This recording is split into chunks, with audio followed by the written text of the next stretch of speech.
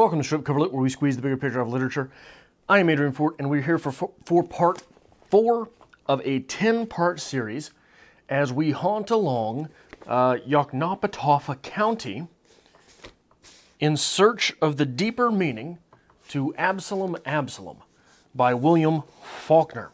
Part 4 of this read-along is Chapter 4, and what happens in this chapter? It's getting dark. But not dark enough. That's how Quentin figures Rosa will feel anyhow, so he's hanging out on the porch when Pops shows up, and Pops has an heirloom of sorts. It is a letter that Bon had written to Judith. Mr. Compson tells Quentin of the sordid love between Bon and Judith, but a lot of the emphasis in this story seems to be on the infatuation that Henry places upon Bon, which is creating in itself a strange dynamic in that, especially in that Henry and Judith are so close. So is it, from Henry's point of view, that he wants this idol that has ridden into his life to marry his sister so that he can be a part of that marriage, or that he wants his sister, to whom he is so close, to marry his idol so that he can be part of the relationship in that fashion? It is a strange dynamic that I think is going to be worth watching as the novel moves on. But during this, well, you see, Bon, he's got another woman and a baby. And that other woman is 1/8 black, which would have been a very big deal in the world from which these characters are hailing. But it is all the same on the receiving end of hot lead, and that's where we're headed. Henry kills the guy, but before that, we're going to hear the tale of Bon and Henry on the road to New Orleans, where they visit a brothel because, when in Rome, turns out the woman Bon already had, probably she has had a lot of guys. Probably she is something like a prostitute. Henry wants him to divorce that lady, and that baby, mind you, before Bon can marry his sister, because he's a good brother, right? Bon says no. Because he's a good husband? Hard to say. Anyway, those two join the Confederate Army, and while in the throes of war, Bon writes a letter to Judith. This is the letter that Mr. Compson has given to Quentin. In it, Bon swears that he will marry Judith. Henry and Bon, after this, are riding back to the estate, to Sutpin's Hundred. Henry tells Bon, one more goddamn time, why don't you renounce that other marriage? Bon says, pardon, excusez-moi, no. And Henry relents. He says, okay, I don't know what I was thinking. It was silly of me. It was poor judgment on my behalf. Or he could have. Instead, he shoots him. He kills him. Kills Henry dead. And we end this chapter, after 25, 30 pages of this very flowery prose from Mr. Faulkner, we end this chapter, this 4th chapter, 3 sentences further along in the narrative than we had ended the last chapter. If you remember, chapter 3 ends with, "Ere you, Rosie Coldfield." This chapter ends with, "Ere you, Rosie Coldfield, then you'd better come on out yon. Henry has done shot that French feller, kilt him dead as beef." So after all that reading that we went through, we are 3 sentences of dialogue further ahead than we ended 30 pages ago. Strange and winding as wisteria, the way that Faulkner sets these things up. And another thing that Faulkner is setting up here in this relationship, this dual relationship between Henry and Bon, is their reflection to the father figure, Sutpen.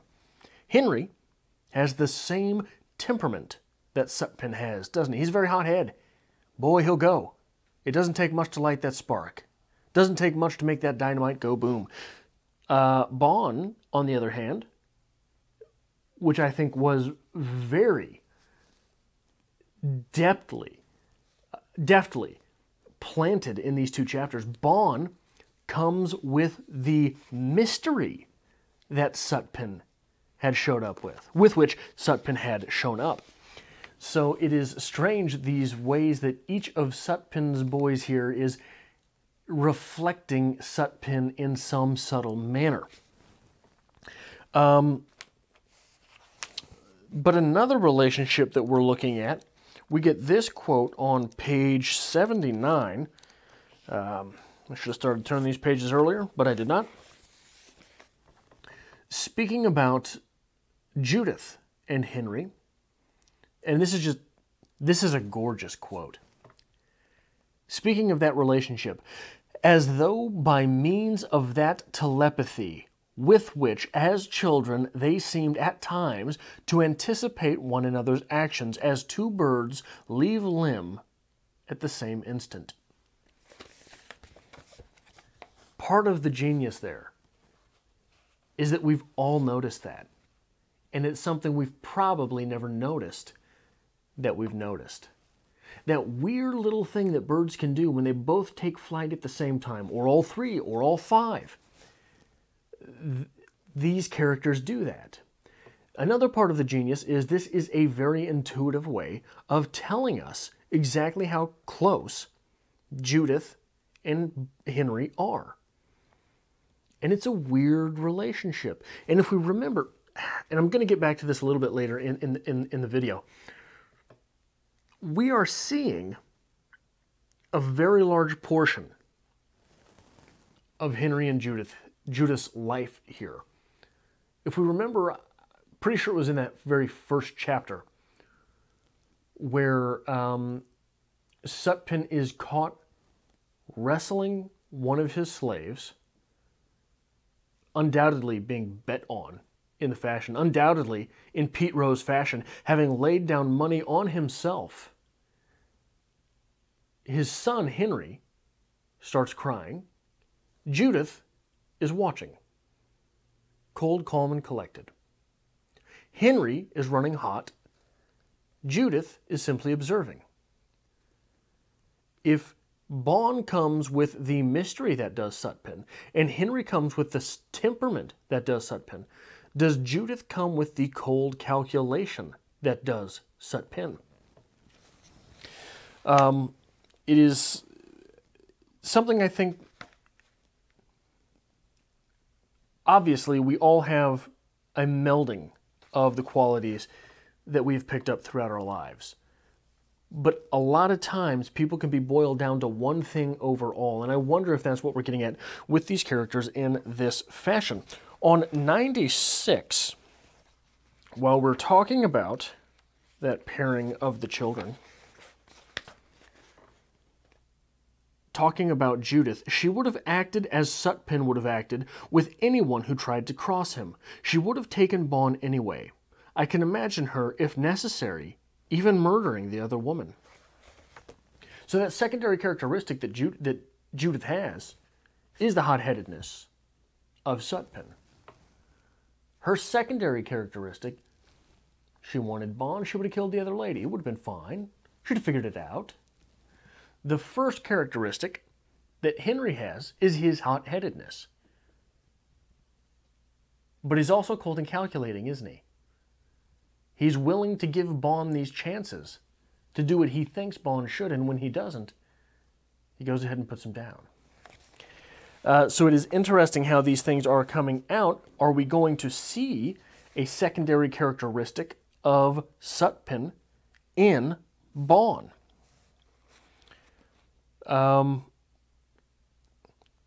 Which is perhaps a bit of armchair psychologisting, But here on 96, we also have a quote from Mr. Compson along those lines. Have you noticed how so often, when we try to reconstruct the causes which lead up to the actions of men and women, how, with a sort of astonishment, we find ourselves now and then reduced to the belief, the only possible belief, that they stemmed from some of the old virtues.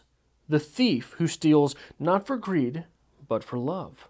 The murderer who kills not out of lust, but pity. The murderer who kills not out of lust, but pity.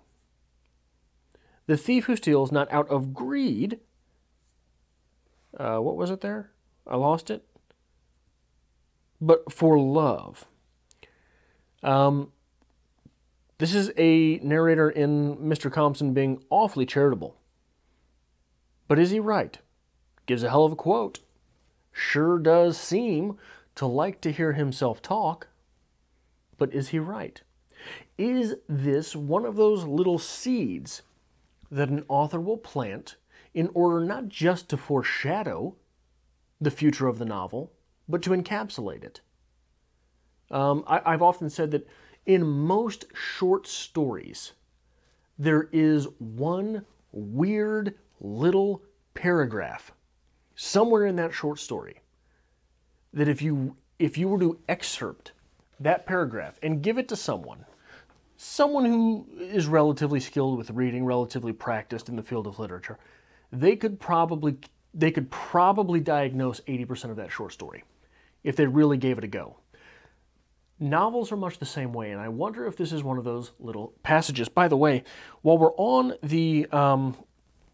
are on the subject of great quotes coming from Faulkner, if you have never heard Faulkner read his own work, there are clips of that on YouTube, and it pays dividends. Not just for the fact that Faulkner, someone who seems so stoic, and whenever you see a picture of Faulkner, he almost looks like what a writer should be. Someone that you can tell from the gleam in his eye, there's something going on back there. I don't know if that's too close to be in focus. It's too small of a picture anyway. It doesn't really matter. But someone who looks, if you were to sit down and someone gave you a pen and said, draw a writer, 80% of the time you're going to draw someone that looks like Faulkner. He doesn't sound like you would want him to. He's got a very strange, high-pitched, almost nasally voice. But when he reads his own writing, you really get a sense of how it is, of the cadence. You really get a sense of the cadence behind the writing. And it, god damn, does it sound Southern American. And you can really understand a lot more of the brilliance. It's not written in iambic pentameter, obviously, but it does have a steady rhythm to it when you hear how that rhythm is delivered.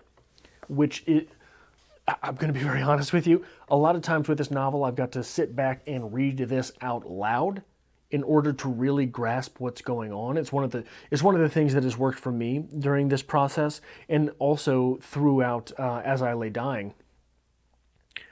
But when you hear William Faulkner and you put that cadence into your own voice and you read it out loud, things really do come together a lot better. And you're going to look like an idiot. You're going to look like a buffoon. And I am looking like a buffoon at Starbucks quite often lately. I kind of look like an idiot in public anyway. But reading out loud to yourself in a fake Southern accent in the same cadence that Faulkner uses, you look like an idiot. But it is worth that time investment. Oh, I missed something here. So what I do is I take my notes and then I put numbers next to them so that I know what order in which I want to attack them. I missed one of my points. You don't care about that. I should have just done that silently. The fifth thing I would like to talk about here is, while we're talking about false science, psychology, and we are talking about the accepted norms of a society. Let's go back to something that we talked about in that very first, I believe, video where we were talking about the idea that one class rests on another, that every class has its place, and we don't really fool with them because we have to have them in that way, because that's just the way things are. I'm trying to find out what that was called. I can't remember what I had. I'm sure this is just titillating to watch. Maybe was it not that first episode? Was it the second one? Anyway, there was an idea. It was an economic philosophy that each class had to have another class to sit upon. And because of that, every class, every standing in life, every social status just was the way it was. Mudsill theory. The Mudsill theory. Mudsill theory. Because of that, everyone is sort of stuck in their place, and that's where they belong. That's one of the ways that so many of these people talked themselves into believing that slavery was justified, that it was okay, because those people have to be there because that's where they belong. And we belong right on top of that. And the class above that, us, belongs right on top of us. So along those lines, here on page 87, Henry's background. A young man grown up living in a milieu where the other sex is separated into three sharp divisions, separated, two of them, by a chasm which could be crossed but one time in but one direction, ladies, women, females. The virgins, whom gentlemen someday married, the courtesans, whom they went to whom they went while on sabbaticals to cities, the slave girls, and the women upon whom that very first caste rested, and to whom, in certain cases, it doubtless owed the very fact of its virginity. Again, we're having this idea that has been instilled for so long in this group of people that certain people are where they are because they belong there.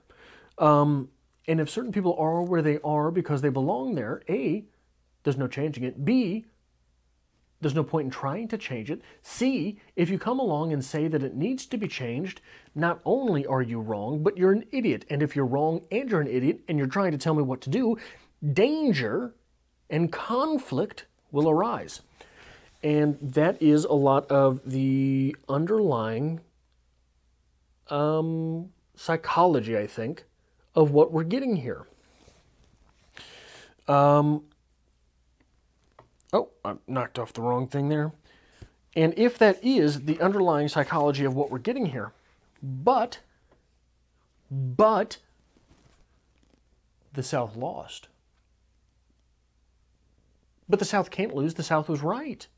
But the South can't lose because they had everything going as it was supposed to be going. That is another part of the mindset here. And we have this very strange small phrase on page 92. So perhaps, now that God is an old man, he is not interested in the way we serve what you call lust either.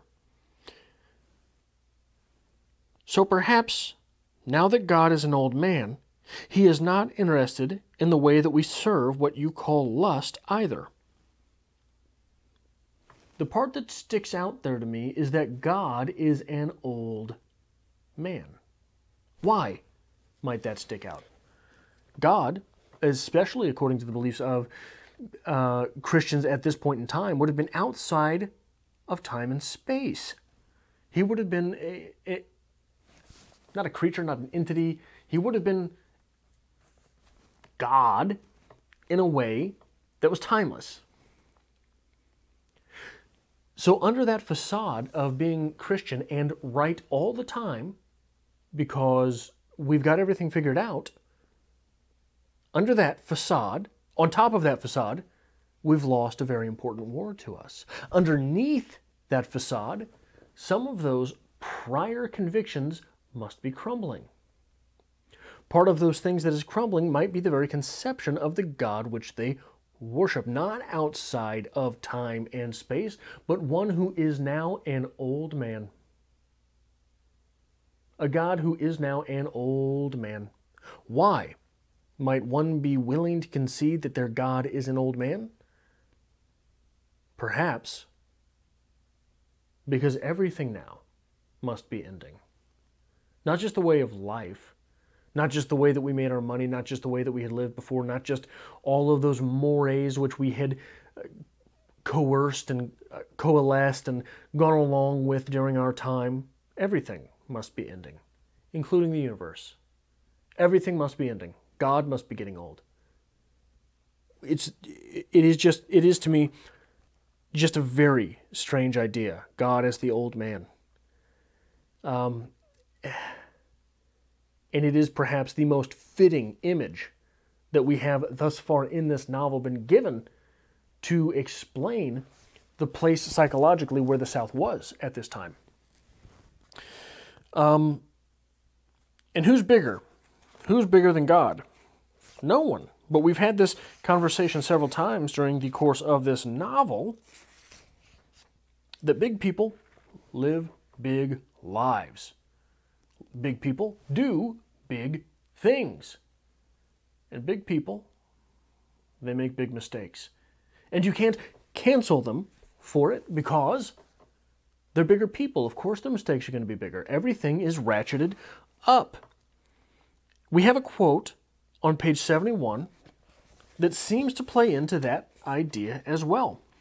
Yes, for them, of that day and time, of a dead time, people too, as we are and victims too, as we are, but victims of a different circumstance, simpler, and therefore integer for integer, larger.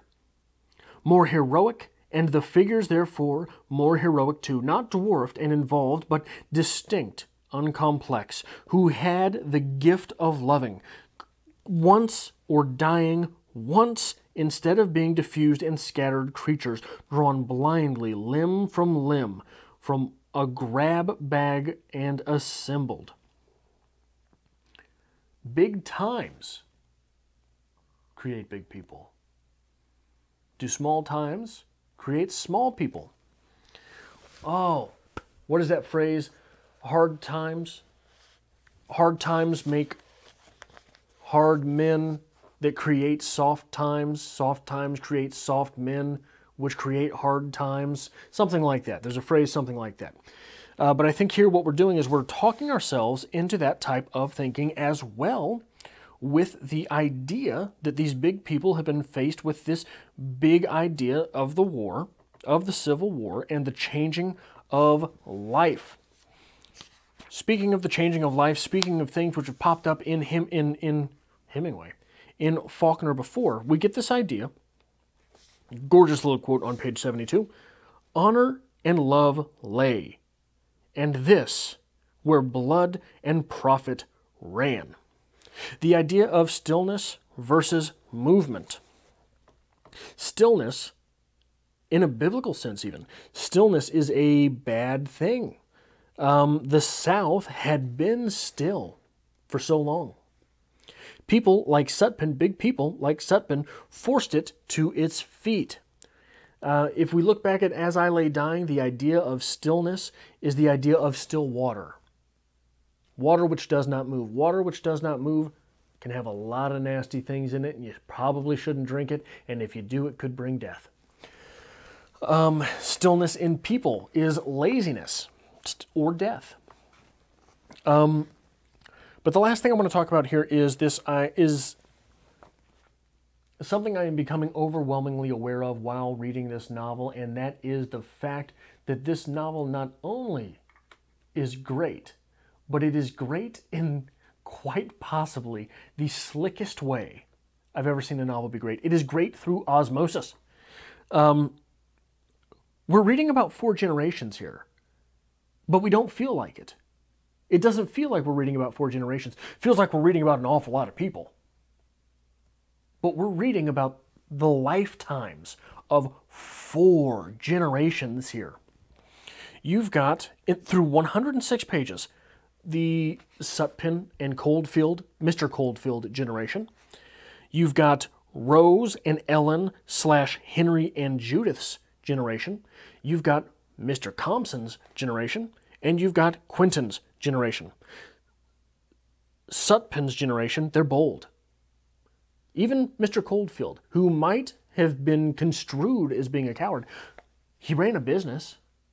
He was a very bold person, decided to take action by not going to war, nailed himself in his attic, and committed suicide. Pretty bold. Sutpen, obviously bold. Henry's generation, they're a tangle of thorns. You've got this strange love pattern between Judith and Henry and Bawn. You've got Ellen and Rosie, who are a strange pairing of sisters, willing to leave one another in the dust. Rosie doesn't understand how Ellen had fallen in love with Sutpen, or at least the lifestyle. So that is the generation that was in the war is a generation which was confused. The generation that started the war was a generation of bold people. The generation that fought most of the war was a generation of people who were still trying to figure themselves out. Then you've got, we're going to jump to Quentin. Quentin is leaving. Quentin is leaving the South. To a generation removed from the war, he's the generation of people who is leaving the South to do other things, which was a very troubling idea in the South at the time. But we skipped a generation. Why did we skip a generation? We skipped Mr. Compson's generation because it seems everyone had. Where is everyone from Mr. Compson's generation? We've got a novel populated by that first and second generation that we mentioned, led by the last generation that we mentioned, but that generation in the middle, Mr. Compson's generation, was muchly a lost generation, the generation after the war. What do? You try to pick up the pieces. You were left with someone else's mess to clean up. And in that case, you are able to create very little of your own. We don't even have Quentin's mother mentioned. We don't even have that much here. We don't have any mention of anyone from that generation, which is very telling in a very slick manner. But that is all that I have to talk about this week for Absalom. I hope to have you back next week for Chapter 5, which begins on 107, and I think it's a long chapter, ends on 140. So we're looking at 33 pages for next week, and I hope to have you back for that. If this is your first time here in the middle of a read-along, what the hell are you doing? Go ahead and hit the subscribe button. It really helps me out if you hit that like button.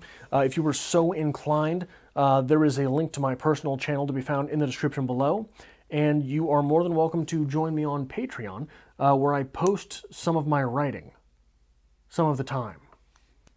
I need to get better at it, I know, but we'll get there.